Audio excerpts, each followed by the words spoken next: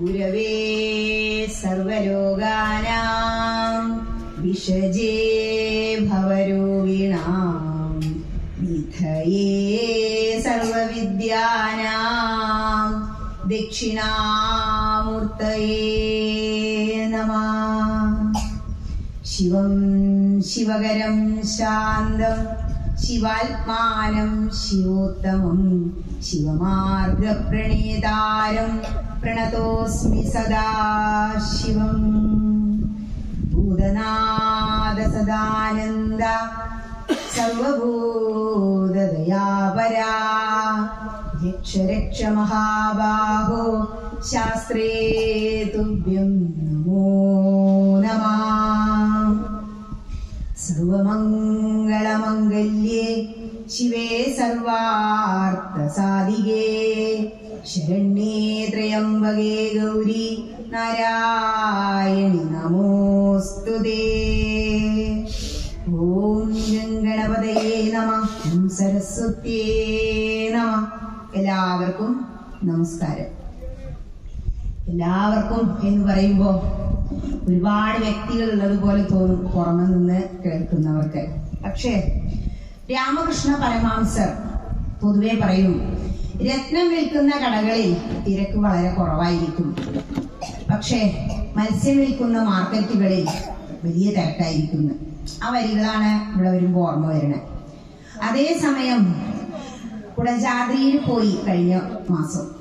അപ്പോ കുടജാദ്രിയുടെ മുകളിലെത്തി ആ ശങ്കരപീഠത്തില് ശങ്കരാചാര്യ സ്വാമി ദേവിയെ പ്രത്യക്ഷമാക്കുന്നതിന് വേണ്ടി തപസ് ചെയ്ത അവിടെ അങ്ങനെ പോയി ഇതുപോലെ ഇരുന്നപ്പോ നല്ല കാറ്റായിരുന്നു. അതുപോലത്തെ ഒരു മാനസികാവസ്ഥയായിപ്പോ. കുറച്ചൊക്കെ ചൂടുള്ള വെയിൽ തന്നെയാ, പക്ഷെ ഈ കാറ്റിങ്ങനെ വരുമ്പോ ശരിക്കും കുടജാദ്രിയിലെ ഒരു മാനസികാവസ്ഥ.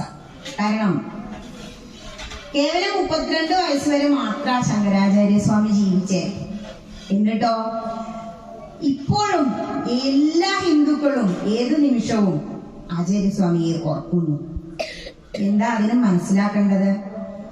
എത്ര കാലം ജീവിച്ചു എന്നുള്ളതല്ല, എങ്ങനെ ജീവിച്ചു അതാണ് പ്രധാനം. നമ്മളെല്ലാവരും ഇവിടെ ജന്മം കിട്ടി ജീവിച്ച് അങ്ങനെ കുറച്ചു കഴിഞ്ഞാൽ മരിച്ചു പോകുന്നുണ്ട്.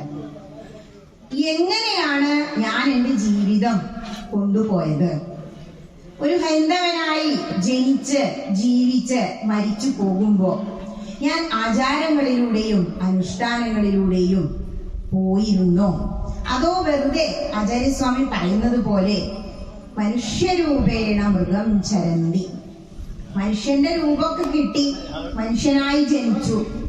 ജന്മനാൽ ജായതേ മർത്യ, മർത്യൻ എന്ന് പറഞ്ഞാൽ മരണമുള്ളവൻ എന്നാണ് അർത്ഥം. ജന്മം കൊണ്ട് അവൻ മർത്യനായി. സംസ്കാരാൽ ഭവേ ദ്വിജ, സംസ്കാരം കൊണ്ട് അവൻ ദ്വിജനായി മാറുന്നു. പിന്നെയോ ബ്രഹ്മജ്ഞാനേന ഏവ ബ്രാഹ്മണ, ബ്രഹ്മജ്ഞാനം നേടുന്നവനാണ് ബ്രാഹ്മണൻ. നമ്മുടെയൊക്കെ മനസ്സില് ബ്രാഹ്മണൻ എന്ന് പറയുമ്പോ നമ്പൂതിരീസ് എന്നുള്ള ഒരു മാനസിക അവസ്ഥയാ വരുന്നത്. അതല്ല, ബ്രഹ്മജ്ഞാനം നേടുന്നവൻ ബ്രാഹ്മണൻ. എന്താ ബ്രഹ്മജ്ഞാനം? ഹൈന്ദവന്റെ അടിസ്ഥാന ഗ്രന്ഥം ഏത് എന്ന് ചോദിച്ചാൽ അതിനുത്തരം വേദങ്ങൾ എന്നാണ്. ഈ ലോകത്തിൽ ഉണ്ടായിട്ടുള്ളതിൽ വെച്ച് ഏറ്റവും പുരാതന ഗ്രന്ഥമാണ് ഋഗ്വേദം. നമ്മുടെ വേദങ്ങളിൽ 4 വേദങ്ങൾ ഉണ്ടെന്ന് അറിയാലോ. ഈ വേദങ്ങളാണ് നമ്മുടെ അടിസ്ഥാന ഗ്രന്ഥങ്ങളെങ്കിൽ ചെറുപ്പം മുതലേ വേദം പഠിക്കുക. ഓദിക്കന്മാർന്നാ പറയാ, വേദം ഓതുകയാണ് ശരിക്ക് ചെയ്യുന്നത്. ഓത്തൊക്കെ മറ്റു പലരും എടുത്തു. ആ വേദം ഓതുന്ന ബ്രാഹ്മണൻ, വേദം എന്ന് പറഞ്ഞാൽ അറിവ് എന്നാണ് അർത്ഥം. അപ്പോ അറിവ് നേടുന്നവനാണ് ആര്? ബ്രാഹ്മണൻ. അതാണ് ബ്രഹ്മജ്ഞാനം. എന്തറിവ? ബ്രഹ്മജ്ഞാനേന ഏവ ബ്രാഹ്മണ, ബ്രഹ്മത്തെ കുറിച്ചറിയാം. ബ്രഹ്മചര്യം, നമ്മുടെ മനസ്സിൽ എന്താ ബ്രഹ്മചര്യം? അതെ, ശുദ്ധമായിട്ട് ജീവിക്കുക, ഭാര്യയുടെ കൂടെ ജീവിക്കാതിരിക്കുക, അതൊക്കെയാ മനസ്സിൽ വരിക. അത് മാത്രമല്ല, ബ്രഹ്മത്തിലൂടെ ചരിക്കുന്നവൻ ബ്രഹ്മചാരി. അതാണ്. അപ്പൊ ബ്രഹ്മജ്ഞാനം എന്ന് പറഞ്ഞാൽ പരബ്രഹ്മത്തെ കുറിച്ചുള്ള അറിവ്. അതിന് വേദങ്ങളിലൂടെ യാത്ര ചെയ്യണം. വേദമൊക്കെ കുറച്ച് ബുദ്ധിമുട്ടാണ് ടീച്ചറെ എന്നപ്പോ തോന്നുന്നു. അതിനുവേണ്ടി എത്രയോ കാലം മുമ്പ് വേദവ്യാസൻ, അതായത് വ്യാസായ വിഷ്ണുരൂപായ വ്യാസരൂപായ വിഷ്ണവേ, ഭഗവാൻ തന്നെ അവതാരമെടുത്തതാണ് വ്യാസൻ എന്നാ പറയുന്നത്. അപ്പോ ഈ വേദവ്യാസ മഹർഷി വേദങ്ങളെ രചിച്ചു. ഈ വേദങ്ങൾ അപ്പൊ ആരാ എഴുതിയത്? വേദങ്ങൾ രചിച്ചത് എത്രയോ മുനിമാരാ.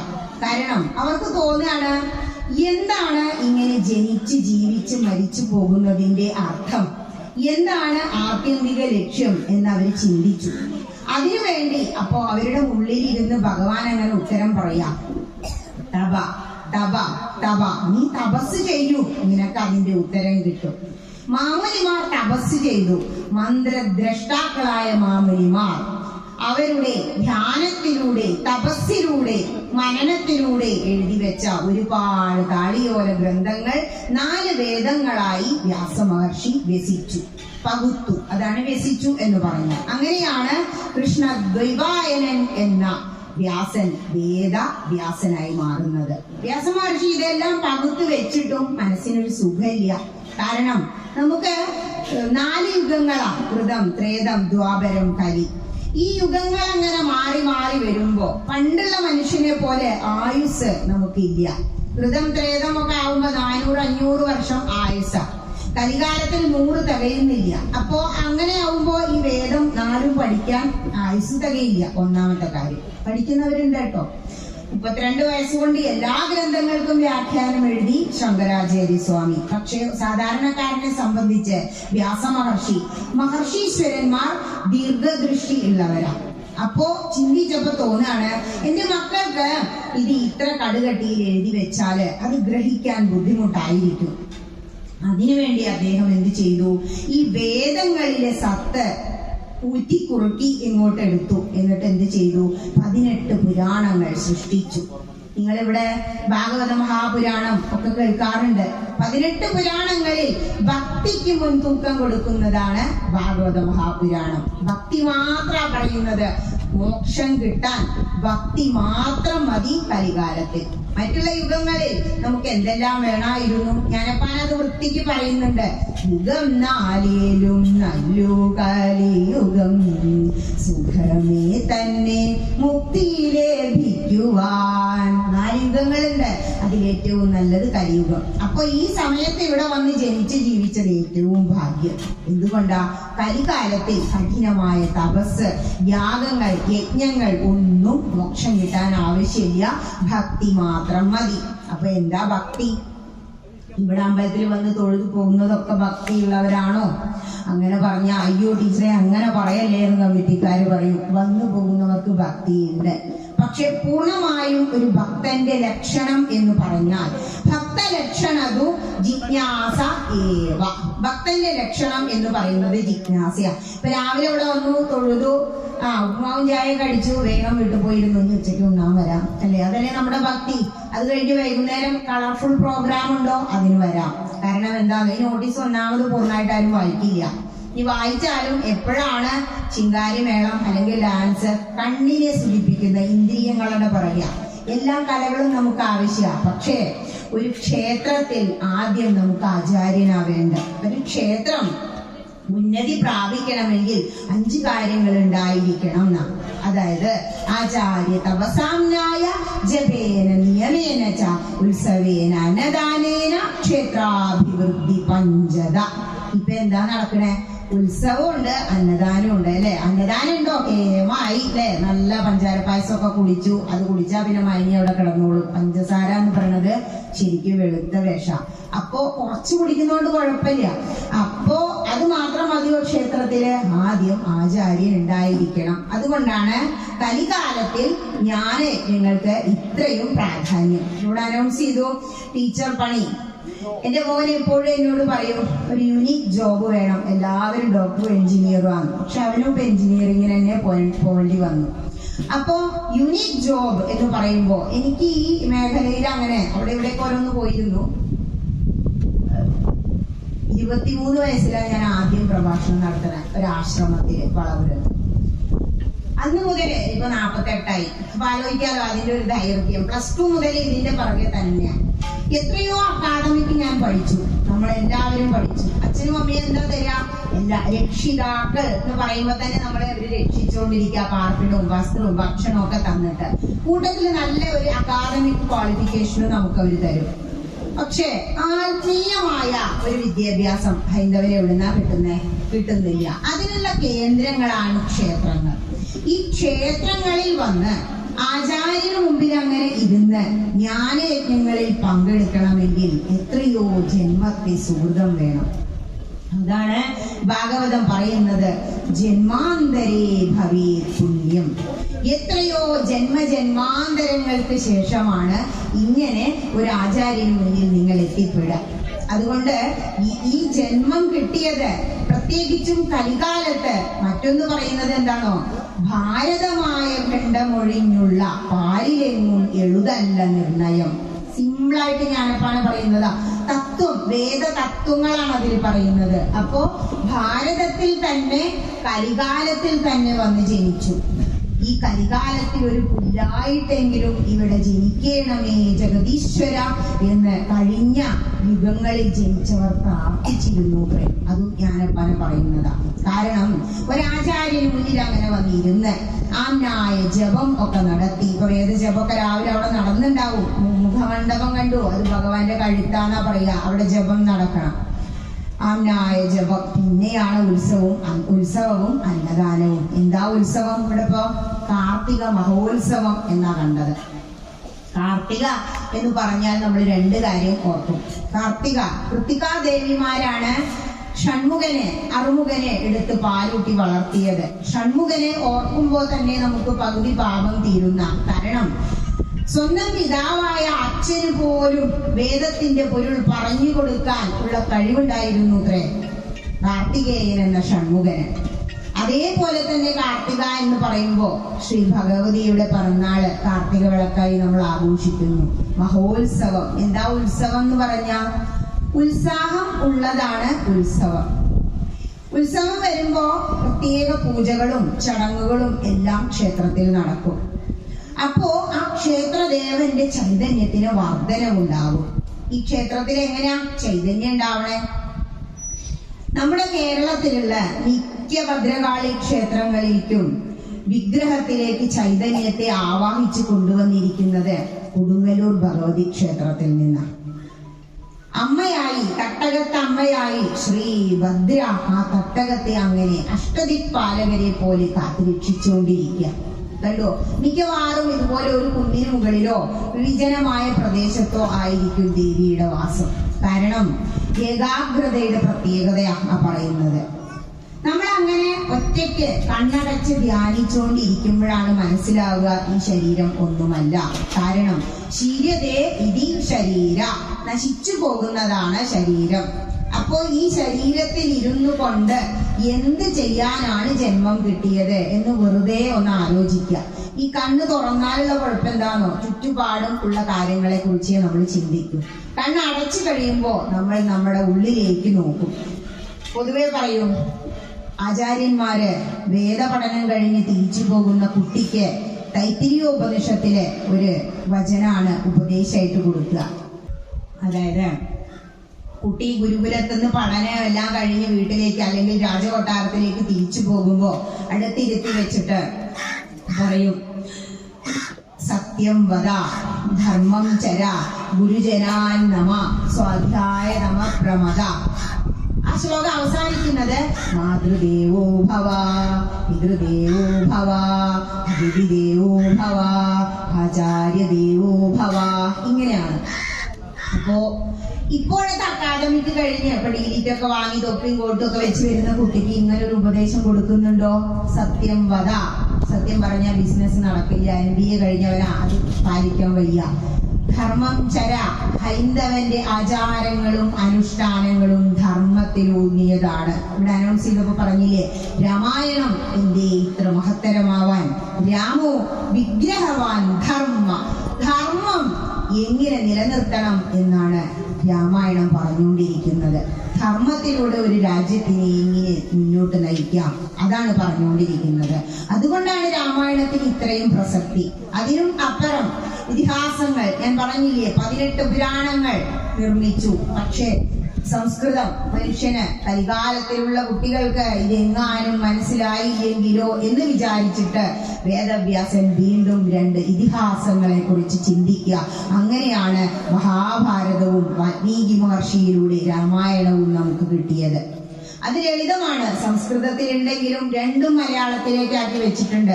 തുഞ്ചത്താചാര്യൻ എന്ന് പറയുന്ന 400 വർഷം മുൻപ് നമ്മുടെ മലപ്പുറം ജില്ലയിൽ ജീവിച്ച് മരിച്ചു പോയ ആചാര്യൻ തുഞ്ചത്തെഴുത്തച്ഛൻ നമുക്ക് വേണ്ടി കിളിപ്പൈതലെ കൊണ്ട് അങ്ങ് എഴുതി വെച്ചിരിക്കുക രാമായണം.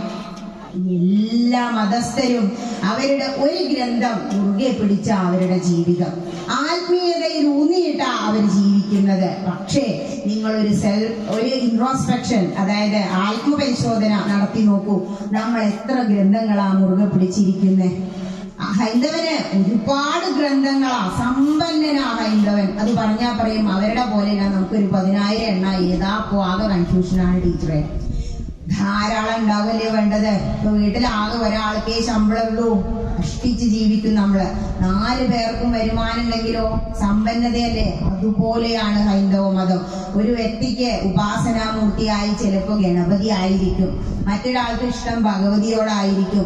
നമ്മുടെ മനസ്സിന്റെ ഇഷ്ടം, അതായത് ഈ വിരലുകൾ 5ഉം 5 വലുപ്പ ഇങ്ങനെ പിടിച്ചു നോക്കൂ, എല്ലാം തുല്യമായില്ലേ? 4 നീള ഇങ്ങനെ പിടിക്കുമ്പോ 4ഉം ഒരേപോലെ ഇരിക്കുന്നു. ഇതുപോലെയാ ഇവിടെ ഇരിക്കുന്ന ഓരോ വ്യക്തികളും, ഇതുപോലെയാ സമൂഹത്തിലെ ഓരോ വ്യക്തികളും.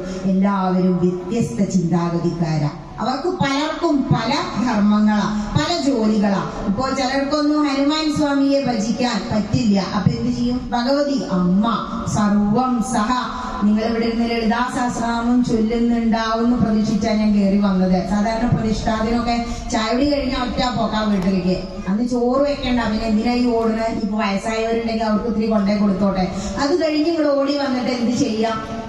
ആചാര്യൻ വരുമ്പോഴേക്കും നമ്മുടെ അമ്പലം മോശാ തോന്നരുത്, ഗീത ചൊല്ലണം കേട്ടോ. തവനൂര് ചെല്ലുമ്പോ അവിടെ അപ്പൊ അമ്മമാരൊക്കെ കൂടെ ഇരുന്നിട്ട്, തവനൂര് ആ കാർഷിക കോളേജിന്റെ ഉള്ളിലാ വാസുദേവപുരത്തപ്പൻ ദിവ്യമംഗലം സ്വാമി നമ്മുടെ നാട്ടുകാരനാ. ആ സ്റ്റെപ്പുകൾ കാടാമ്പുഴയ്ക്ക് ഇറങ്ങുമ്പോൾ അങ്ങനെ ഇറങ്ങി ചെല്ലുമ്പോ ഗീതയിലെ ശ്ലോകങ്ങൾ അങ്ങനെ കേൾക്കാം. സർവധർമാൻ പരിത്യജ്യ മാമേകം ശരണം വ്രജ അഹം ത്വാ സർവപാപേഭ്യോ മോക്ഷയിഷ്യാമി മാ ശുചാ. ഇതിനർത്ഥം എന്താ? ഇങ്ങനെ കേൾക്കുമ്പോ തന്നെ ഒരു സുഖ ചിന്മയ രീതിയില് ഗീതാ ശ്ലോകങ്ങൾ അങ്ങനെ കേൾക്കുമ്പോ ഈ ഗീതയിലെ വചനങ്ങൾ പഠിച്ചാണ് ഐൻസ്റ്റീൻ E=mc² എന്നും പറഞ്ഞ് ആറ്റം ബോംബ് ഉണ്ടാക്കിയത്. അത്ര വരെ അതിനുള്ളില് നമ്മുടെ ഗ്രന്ഥത്തിലുണ്ട്. ലോകം മുഴുവൻ ഗീതയ്ക്ക് പുറകെയാ. കാരണം എന്താണോ? പണ്ട് വരാഹപുരാണത്തിലെ ഭാഗ ഭൂമി ദേവി ചോദിക്ക, ഹേ ഭഗവാനെ, ഈ പ്രാരബ്ധം അനുഭവിക്കുന്ന മനുഷ്യർക്ക് എങ്ങനെയാ ആത്മീയത്തിൽ ഉയരാൻ കഴിയാ? അപ്പൊ ഭഗവാൻ ഒന്ന് ചിരിച്ചൂത്രേ. എന്നിട്ട് ഭൂമി ദേവിയോട് പറയാ, ഗീതാ പഠനത്തിലൂടെ എല്ലാ പ്രാരബ്ധങ്ങളെയും തരണം ചെയ്യാനുള്ള കഴിവ് മനുഷ്യന് കിട്ടും. അപ്പൊ എന്തേ പ്രാരബ്ധം തീർന്ന് ഇങ്ങോട്ട് വരാൻ പറ്റാത്തത്? ഗീത എന്ന് ഉച്ചരിക്കുന്നു പോലും ഇല്ല ഒരു വീട്ടില്. ഗീത എന്ന് ഉച്ചരിച്ചാ പുണ്യാന്ന് കേട്ടപ്പോ മക്കൾക്ക് എന്ത് ചെയ്തു? ഗീത എന്ന് പേരിട്ടു. ഒരുപാട് തവണ ഗീത എന്ന് വിളിക്കൂലോ. പക്ഷെ ഈ ഗീതയിലൂടെ പോകുമ്പോ ഭഗവാൻ എന്താ പറഞ്ഞ്? സർവധർമാൻ പരിത്യജ്യ. എല്ലാ ധർമ്മങ്ങളും അങ്ങനെയൊക്കെ ഒഴിവാക്കി പോരണമെന്നാണോ? കർമ്മങ്ങളെല്ലാം നിങ്ങൾ ചെയ്തോളൂ, പക്ഷെ ഇതൊന്നും ശാശ്വതമല്ല. എന്റെ ആത്മീയമായ ഉന്നതിക്ക് ഞാൻ എന്ത് ചെയ്യണം? ഇതൊക്കെ പെട്ടെന്ന് തീർത്ത് ഒന്നുകൂടി പോയി അവിടെ അങ്ങനെ ഇരിക്കുക. എന്തെങ്കിലുമൊക്കെ പറയുമല്ലോ. അപ്പൊ കഴിഞ്ഞ വർഷങ്ങളിലൊക്കെ നിങ്ങൾക്ക് പ്രഭാഷണം കിട്ടിയില്ലേ? എന്തെങ്കിലുമൊക്കെ കുറച്ച് കാര്യങ്ങൾ നിങ്ങൾക്ക് കിട്ടിക്കാണും. കാരണം ആചാര്യന്മാർ മുന്നിൽ വന്ന് പെട്ടാല് ഭഗവതി നേരിട്ട് ഇവിടെ വന്ന് ഇരുന്ന് പറയൊന്നുമില്ല. ഇപ്പൊ എന്താ? ആ സമയത്ത് ഒരുപാട് കാര്യങ്ങളൊക്കെ പ്ലാൻ ചെയ്ത് വരും. ഇവിടെ വന്ന് ഇരിക്കുമ്പോ അതൊന്നും ആവില്ല പറയാ. ഭഗവതി തോന്നിപ്പിക്കും, ഇവർക്ക് ഇന്നത് വേണം, അത് കൊടുക്കുക. അതെന്ന് പറഞ്ഞാൽ അതൊരു വല്ലാത്തൊരു അവസ്ഥയാണ്. അപ്പൊ ആചാര്യനിൽ നിന്നും കിട്ടുന്ന ആ ഒരു അവസരം പാഴാക്കരുത്. ഒരു കമ്മിറ്റി ഇപ്പൊ ഞാൻ വന്നപ്പോ കണ്ടു അവരുടെ തത്രപ്പാട്, വേഗം സ്വീകരിച്ചു കൊണ്ടുവന്ന് ഇരുത്തും. ഇപ്പൊ വരും കേട്ടോ ടീച്ചർ, ആളൊക്കെ വരും, നിന്നെ സമാധാനിപ്പിക്കുന്നുണ്ടായിരുന്നു. ശരിക്കുണ്ടല്ലോ, സുഹൃതികൾക്ക് മാത്രമേ ഇങ്ങനെ ഒരു ജ്ഞാനയജ്ഞത്തിൽ വന്ന് ഇരിക്കാൻ കഴിയുള്ളൂ. എത്രയോ ജന്മങ്ങൾ ഞാൻ പറഞ്ഞില്ലേ, ദുരിതം ഇങ്ങനെ കൂടുമ്പോ തോന്നുന്ന അമ്പലത്തിക്ക് പോണ്ട, അവിടെ ഇരുന്നോ കണ്ണിനും കാതിനെയൊക്കെ സുഖിപ്പിക്കാൻ ഒരുപാട് സാധനങ്ങൾ ഉണ്ടല്ലോ. ഇത്തിരി സുഹൃതം കൂടുമ്പോ തോന്നുത്രേ ഇതൊക്കെ അവിടെ ഇരിക്കട്ടെ, നാളെ നെറ്റ് ഉണ്ടാവുമല്ലോ, ഒന്ന് പോയി നോക്കാം. ഒരു ഡിഫറൻസ്. ഈ അമ്പലം തന്നെ എന്തിനാ, ആ ക്ഷേത്രം എന്നുള്ള ആ ഒരു സങ്കല്പം തന്നെ എന്തിനാ? നമ്മളെല്ലാവരും ജീവിതത്തില് ഒരുപാട് കലുഷിതമായ പ്രശ്നങ്ങളുടെ ഇടയിലാണ്. എന്നും രാവിലെ ഇപ്പൊ ഇവിടെ വന്നിരിക്കുന്നവരുടെ ഇന്നലത്തെ ജീവിതം ആലോചിച്ച് നോക്കൂ.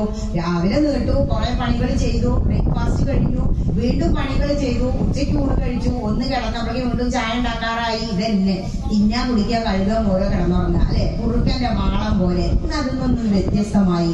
അപ്പോ ശരിക്കും ചിന്തിച്ചാ നമ്മുടെ ജീവിതത്തില് മനസ്സിന് ഒരു മാറ്റത്തിന് വേണ്ടി ക്ഷേത്രാചാരങ്ങളെ നമ്മൾ സ്വീകരിച്ചു എന്ന് കരുതാം. അതിനും അപ്പുറം ഒരു ക്ഷേത്രം എന്ന് പറഞ്ഞാൽ ക്ഷയാത്രയതേ ഇതി ക്ഷേത്രം, ക്ഷയത്തിൽ നിന്നും നമ്മളെ ഉയർത്താൻ കഴിവുള്ളവയാണ് ക്ഷേത്രങ്ങൾ. എങ്ങനെയാ? ഇപ്പൊ നാളെ പിറന്നാളാ, ഹൈന്ദവൻ അമ്പലത്തേക്ക് പോവുക, ഒന്നിന് പിറന്നാള് വരണം, അല്ലെങ്കിൽ എന്താ ഉത്സവം വരണം. അപ്പൊ തീരുമാനിക്കാം നാളെ പോണം അമ്പലത്തിക്ക്. അപ്പോ ആദ്യം ചിന്തിച്ചു ഏത് ഡ്രസ് ഇടണം, പഞ്ചശുദ്ധി പാലിക്കണം എന്നറിയാം. അപ്പൊ അതൊക്കെ ശരിയാക്കി വെച്ചു. രാവിലെ നേരത്തെ എഴുന്നേൽക്കും. അതിനു മുമ്പേ അവിടെ ഒരു സംഭവം നടന്നുണ്ടാവും. കാരണം ഏത് ദേവന്മാരാണെങ്കിലും ദേവിമാരാണെങ്കിലും ആ ക്ഷേത്രത്തിലെ ദേവന് ഒരുപാട് പരിവാരങ്ങൾ ഉണ്ടായിരിക്കും, ഭൂതഗണങ്ങൾ ഉണ്ടായിരിക്കും. ആ ഭഗവതി, തിരുവുന്ന് ഭഗവതി പറയൂത്രേ ഭൂതഗണങ്ങളോട്, ഇന്ന സ്ഥലത്ത് നിന്ന് ഇത്ര ദൂരത്ത് നിന്ന് ഇപ്പൊ തിരുനാവായ എന്നൊരാൾ വന്നിട്ടുണ്ട്, അദ്ദേഹത്തിനെ പോയി ഒരാപത്തും കൂടാതെ ഇങ്ങോട്ട് കൊണ്ടുവരൂ. അദ്ദേഹം എല്ലാ വർഷവും വരാറുള്ളതാ. അവിടെ പോയി ആ ഭൂതഗണങ്ങള് നമ്മളെ ഒരു ആപത്തും ഇല്ലാതെ ഇവിടെ എത്തിക്കും. നമ്മളിവിടെ വന്ന് ക്ഷേത്രത്തില് പ്രദക്ഷിണമൊക്കെ ചെയ്ത് പുഷ്പാഞ്ജലിയൊക്കെ വാങ്ങുന്ന സമയത്തും നമ്മുടെ കൂടെ ഉണ്ടായിരിക്കും. അത് കഴിഞ്ഞ് പുറത്തിറങ്ങി ഒരു 5 മിനിറ്റ് നമ്മളിവിടെ ഇരുന്ന ആ ഭൂതഗണങ്ങൾ എന്ത് ചെയ്യും? അടുത്ത ഭക്തനെ കൊണ്ടുവരാൻ വേണ്ടി പോകുന്ന ആ സങ്കല്പം. ഇരുന്നില്ല എങ്കിൽ അവർ നമ്മളെ വീട് വരെ കൊണ്ടുപോക്കാൻ വേണ്ടി വരും. അതുകൊണ്ടാണ് ഒരു ക്ഷേത്രത്തിൽ വന്ന് തൊഴുതാല് 5 മിനിറ്റ് അവിടെ തങ്ങണം, ഒന്ന് ഇരിക്കണം. പ്രത്യേകിച്ച് മഹാദേവന്റെ ഒക്കെ ക്ഷേത്രത്തില് അവിടെ ഭൂതഗണങ്ങൾക്ക് ഭയങ്കര ദേഷ്യമാണ്. അപ്പൊ ഈ സങ്കല്പം നമ്മുടെ മനസ്സിലുണ്ടാവണം. നമുക്ക് വേണ്ടി നമ്മളൊന്നും കൊടുക്കാതെ, ആലോചിച്ച് നോക്കൂ, അച്ഛനാണെങ്കിലും അമ്മയാണെങ്കിലും കുട്ടികളാണെങ്കിലും എല്ലാ ബന്ധങ്ങളും എന്തൊക്കെയോ ആഗ്രഹിച്ചു കൊണ്ടുണ്ടാക്കി വെച്ചിരിക്കുക. ഒന്നും ആഗ്രഹിക്കാതെ ശ്രീ ഭഗവതി എന്റെ ഒരു ഭക്തൻ, അതാണ് ഭക്തന്റെ സ്ഥാനം അത്രയും ഉയരങ്ങളില, ഇത്ര ദൂരത്തുനിന്ന് വരുന്നുണ്ട്, അവരെ ഒരാപത്തും കൂടാതെ എത്തിക്കട്ടെ. ഇവിടെ ഈ അന്തരീക്ഷത്തിൽ വന്ന് കയറിയപ്പോ തന്നെ നിങ്ങൾ ആ സുഖം അനുഭവിച്ചിട്ടുണ്ടാവും. എന്റെ കൂടെ വന്ന അമ്മ പറഞ്ഞു, ഇവരിവിടെ പ്രഭാഷണം ഉണ്ടെന്ന് കേട്ടാലും വരും. എത്ര ദൂരാണെങ്കിലും ഏത് നട്ടപ്പാതിരിയാണെങ്കിലും കുറച്ച് പ്രായമൊക്കെ ശരിക്കും നമുക്ക് ഉറക്കൊഴിക്കാനൊന്നും വയ്യ. അപ്പൊ പറയാ ഇവിടെ വന്നിരിക്കാൻ തന്നെ എന്തൊരു സുഖാല്ലേ. പക്ഷെ ഇവിടെ 4 പുറം എത്രയോ വീടുകളുണ്ട്, അന്നദാനത്തിന് ഒരുപാട് പേര് വരും എന്ന് പറഞ്ഞു.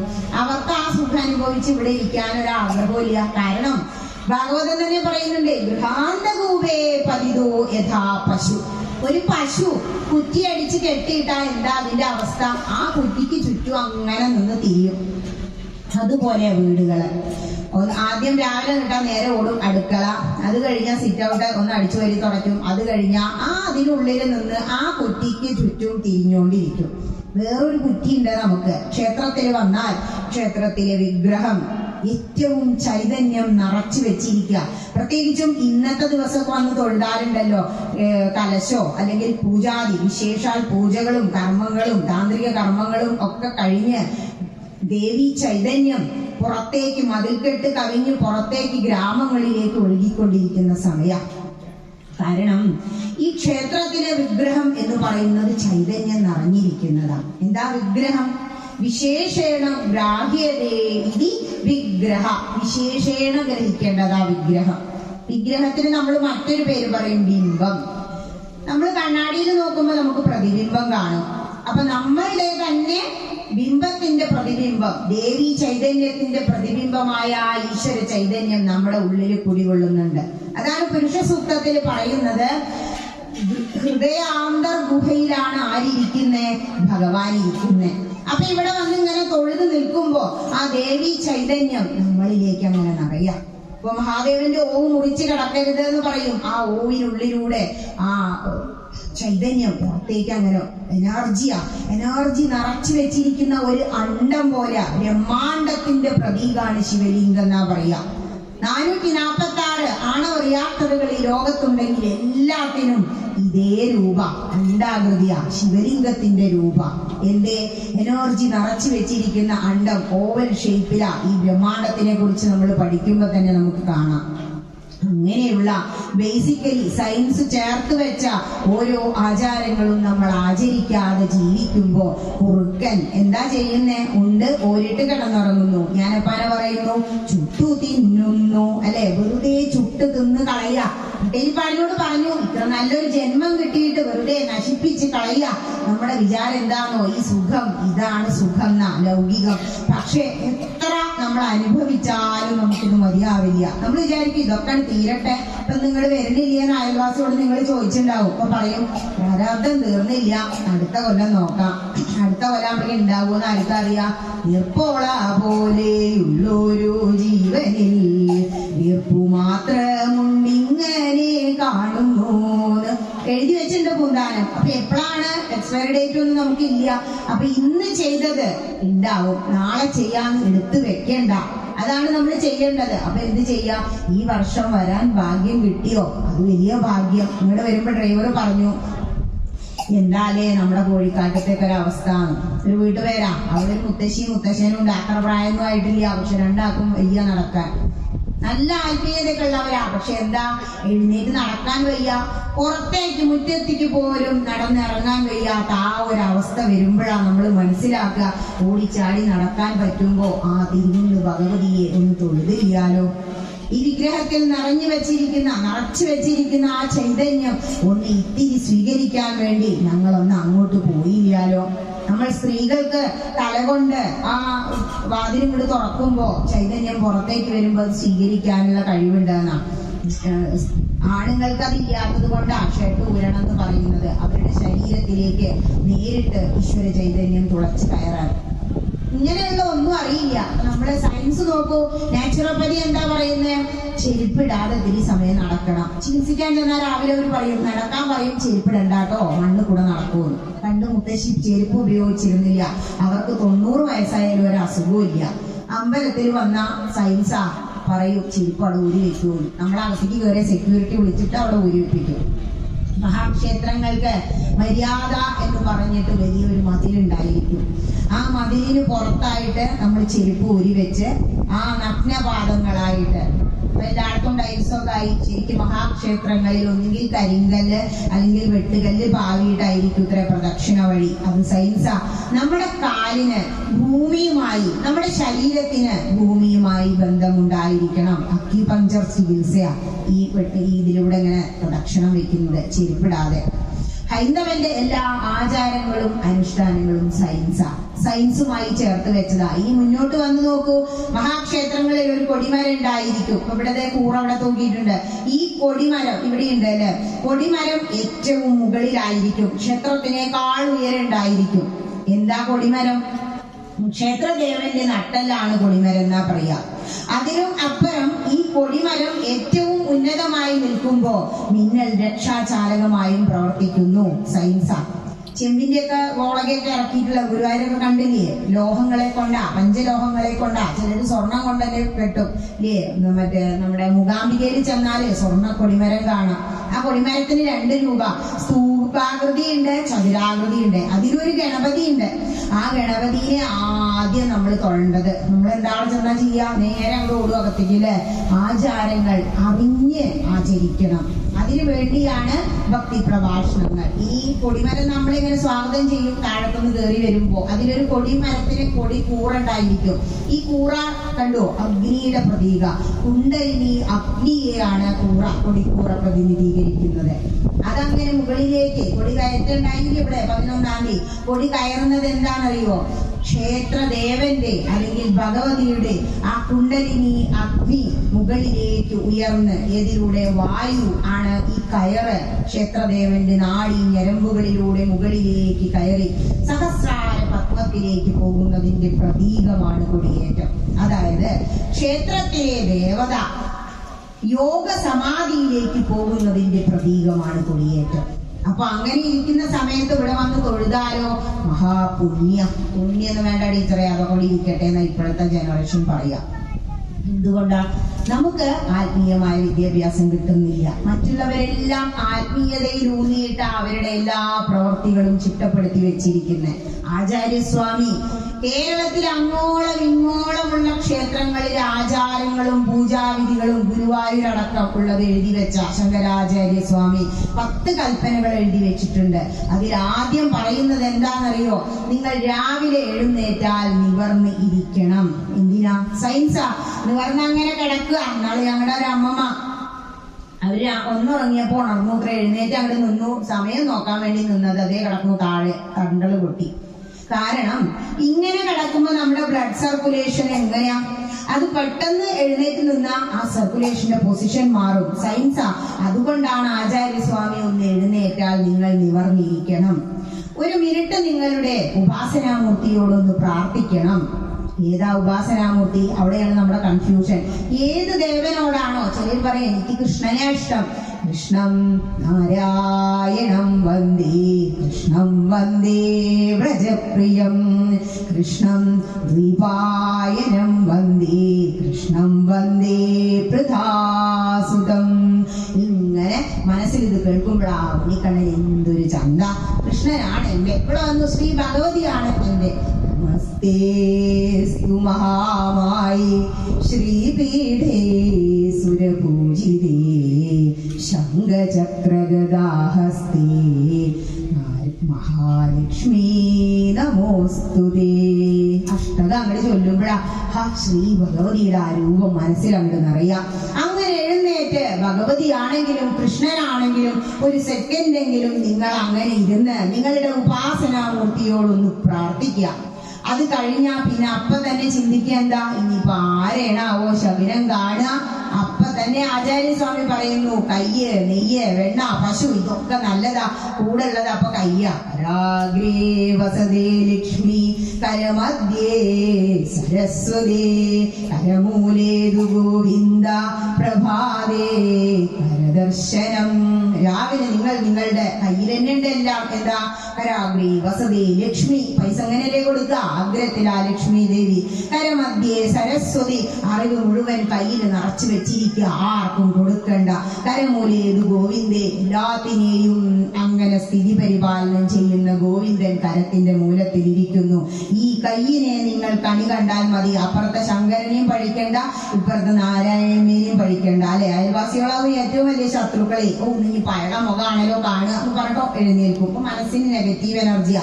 അങ്ങനെ ചിന്തിക്കേണ്ട ആചാര്യസ്വാമി 8-ാം നൂറ്റാണ്ടിൽ പറഞ്ഞു വെച്ചു. ഇനി അതും കഴിഞ്ഞ് കണ്ണും തുറന്നാലോ താഴത്തേക്ക് ഭൂമി ദേവിയാണെന്നാ നമ്മൾ പറയുക. ഹൈന്ദവൻ കല്ല്, കരട്, കാഞ്ഞിരക്കുറ്റി മുതൽ മുള്ളുമുരട്, മൂർഖൻ പാമ്പ് വരെ ആരാധനാമൂർത്തികളാക്കി വെച്ചവരാ. എന്താ അങ്ങനെ പറയാൻ കാരണം എന്നറിയോ? വാസനാൽ വാസുദേവസ്യ വാസിദം ഭുവനത്രയം സർവഭൂത നിവാസോസേ വാസുദേവാ നമോസ്തുതേ. വിഷ്ണു സഹസ്രനാമത്തിൽ പറയുന്നത് സർവഭൂത നിവാസോസി. എല്ലാ ഭൂതങ്ങളിലും വസിക്കുന്നത് ആ വാസുദേവനാ. എല്ലാവരിലും വസിക്കുന്നവനാ. അതുകൊണ്ടാണ് ഹൈന്ദവൻ എല്ലാത്തിനെയും ആരാധനാമൂർത്തികളാക്കി വെച്ചിരിക്കുന്നത്. വിശ്വരൂപദർശനം കാണുമ്പോഴാണ് നമുക്കത് മനസ്സിലാവുക. ഭഗവാനാണ് ഈ ബ്രഹ്മാണ്ടത്തെ മുഴുവൻ ഉള്ളിലാക്കി വെച്ചിരിക്കുന്നത് എന്ന്. ഇനി അത് കഴിഞ്ഞ് താഴേക്ക് നോക്കുമ്പോ ഭൂമി വന്ദനം. സമുദ്രവസനേ ദേവി പർവതസ്തന മണ്ഡലേ വിഷ്ണു പത്നി നമസ്തുഭ്യം പാദസ്പർശം ക്ഷമസ്വമേ. ഇതൊക്കെ പറയുമ്പോ പറയും മുത്തശ്ശി ഇതെല്ലാം കഴിഞ്ഞിറങ്ങിയ എന്റെ കുട്ടി ഇനിയിപ്പോ അതൊന്നും പഠിച്ചാ കേറില്ല. ഒന്നും വേണ്ട, ഇങ്ങനെ നോക്കാലോ. കൈ കണ്ടാ മതി. താഴത്തെ ഇറങ്ങി നമ്മൾ കുനിയുമ്പോ ആദ്യം നമ്മൾ കട്ടിലാണല്ലോ ഇപ്പൊ കിടക്കുക. താഴേക്ക് കാല് ആദ്യം ഇങ്ങനെ ഇരിക്കും, കാല് തൂക്കിയിടും. അത് കഴിഞ്ഞാ കുനിയുമ്പോ പാദഹസ്താസനം. യോഗയിലെ ഒരു ആസനാണത്.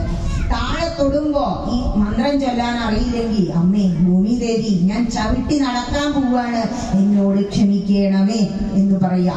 കാരണം പണ്ടുള്ളവര് പറയും ശാസ്ത്രം നോക്കിയാൽ മൂത്രമൊഴിക്കില്ല. ശാസ്ത്രപ്രകാരം എന്താ? ഭൂമി ദേവ്യ, ഗംഗയും ദേവ്യ. പിന്നെ ഇത് രണ്ടുപേരെ ഭൂമിയിൽ കാണുന്നുള്ളൂ. ഒന്നുകിൽ ജലം, കൂടുതൽ ജലമാണ്, കുറച്ച് ഭൂമിയാണ്. ഇതാണ് അവസ്ഥ. അപ്പോ അത് കഴിഞ്ഞാൽ നമുക്കറിയാം 9 തുളയുണ്ട്. ഭഗവാന്റെ ഓടക്കുഴലിന് 9 തുളയുള്ളത് പോലെ നമ്മുടെ ശരീരത്തിന് 9 തുളകളാ. ആ 9 തുളകളിൽ നിന്നും വരുന്നത് മാലിന്യങ്ങളാ. ഈ മാലിന്യങ്ങളെ കൊടുക്കാൻ നമ്മൾ പല്ല് വെച്ച് മുഖം കഴുകാനല്ലേ പോവുക? അമ്മ ഗംഗാദേവി. ഗംഗേ ജയമുനേ ജൈവ ഗോദാവരി സരസ്വതി നർമ്മദേ സിന്ധു കാവേരി ചേസ്മിൻ സന്നിധിം കുരു. ഇതൊന്നും ചൊല്ലാൻ അറിയില്ലെങ്കിൽ അമ്മ ഗംഗാദേവി, അമ്മയുടെ സാന്നിധ്യം തരണേ. എന്റെ ശരീരത്തിലെ മാലിന്യങ്ങളെ ഞാൻ തരാൻ പോവുകയാണ്. അമ്മയുടെ ശുദ്ധി എനിക്ക് തരയണമേ. രമണ മഹർഷി പറഞ്ഞു, ഇത് മാലിന്യങ്ങൾ നിറച്ചു വെച്ച ഒരു ബക്കറ്റാ. ഇതിനെ ശുദ്ധാക്കാൻ വേണ്ടി നിങ്ങൾ ശ്രമിക്കേണ്ട. പക്ഷെ അത്യാവശ്യം ശരീരശുദ്ധി നമ്മൾ നോക്കണ്ടേ. അതിനു വേണ്ടി നമ്മൾ എന്ത് ചെയ്യുന്നു? കൈയും കാലും മുഖമൊക്കെ ചിലര് കഴുകും, മുത്തശ്ശി ഭസ്മൊക്കെ അങ്ങോട്ട് തൊടും. രാവിലെ ഓം നമഃശിവായ എന്ന മന്ത്രം ജപിച്ചിട്ട്, അല്ലെങ്കിൽ നേരെ നമ്മൾ കുളിമുറിയിൽ കയറും. ഇല്ലേ? കുളിമുറിയിൽ കയറി കഴിഞ്ഞാലോ ശരീരവും മനസ്സും ശുദ്ധമാക്കി കുളിക്കുക. ഇതൊക്കെ പറഞ്ഞു വെച്ചിരിക്കുക. കുളിക്കുമ്പോ നമ്മൾ പല ചിന്തകളും അപ്പോഴാ വരിക. അപ്പൊ എന്ത് ചെയ്യാം? ശരീരം നമ്മൾ തേച്ചൊരയ്ക്കുമ്പോ ശുദ്ധാവും. പക്ഷെ മനസ്സിനെ ശുദ്ധമാക്കുന്നതിന് വേണ്ടി ചിന്തകളില്ലാതെ കുളിക്കാൻ വേണ്ടി നമുക്ക് ഓരോ ശ്ലോകങ്ങൾ അങ്ങനെ ചൊല്ലാം. എന്ത് സുഖമായിട്ട് ഓരോ ശ്ലോകങ്ങൾ പഠിച്ചു വെച്ച് ദേവദേവ ജഗന്നാഥ പുണ്യശ്രവണ കീർത്തന ഇതോത്തമോത്തമ ശ്ലോക നാരായണ നമോസ്തുതേ. കുളി കഴിയും, ശരീരവും മനസ്സും ശുദ്ധാവും. അത് കഴിഞ്ഞ് ഇവിടെ ഇറങ്ങി വന്നാലോ പൂജാമുറിയൊക്കെ വാതിലൂടെ തുറക്കുമ്പോഴേക്ക് കലകലേന്നൊക്കെ പറയും. പക്ഷെ ഒരു സംഭവം ഉണ്ടാവില്ല. കുടിയിരുന്നപ്പോ വാങ്ങിയ നാരായണിയും ഗീത അതേപോലെ അവിടെ പൊടി പിടിച്ചിരിക്കുന്നുണ്ടാവും. പക്ഷെ അങ്ങോട്ട് കയറി കഴിഞ്ഞാൽ നമ്മൾ ചെയ്യേണ്ട ഓരോ ചടങ്ങുകളാ. രാവിലെ ഒരു വീടായാൽ, ഒരു ക്ഷേത്രത്തിൽ വരുന്നതിന് മുമ്പ് നമ്മൾ ചെയ്യേണ്ട കാര്യങ്ങളാ.